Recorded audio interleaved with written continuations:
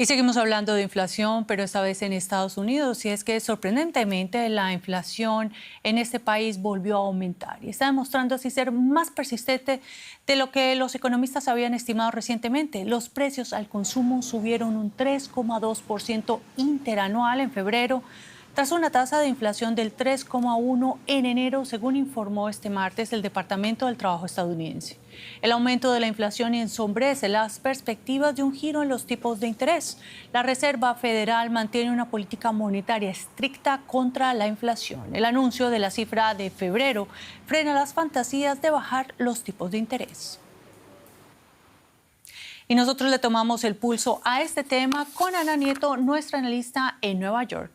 Hola Ana, ¿cómo estás? Te saludo con mucho gusto. Con estas lecturas de inflación, ¿estamos ante un paso atrás o es solamente un bache en el camino?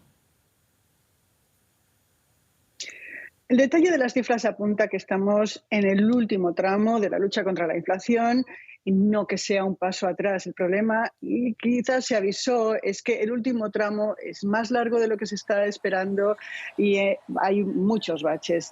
Y esto se ve como un bache, porque febrero tiene algunas noticias positivas en el detalle de las cifras. Una de ellas, por ejemplo, es los alimentos, que no suben. También tienen otras noticias que son medio buenas, que es que los costos de la vivienda han reducido su ritmo de crecimiento.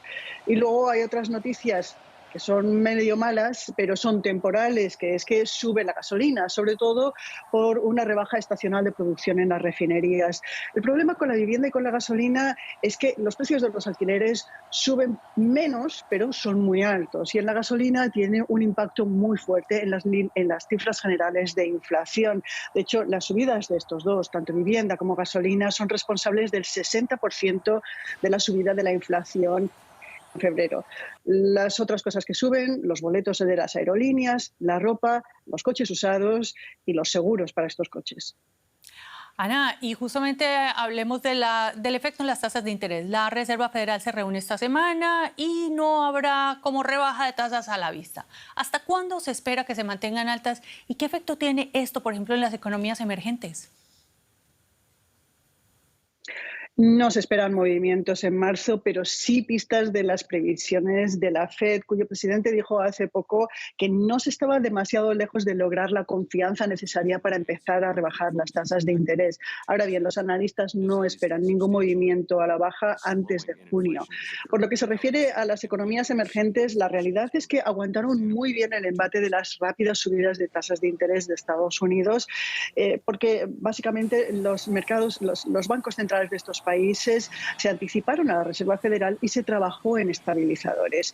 La fortaleza del dólar no les llevó a la crisis como ha pasado en otras subidas de la Reserva Federal en el pasado.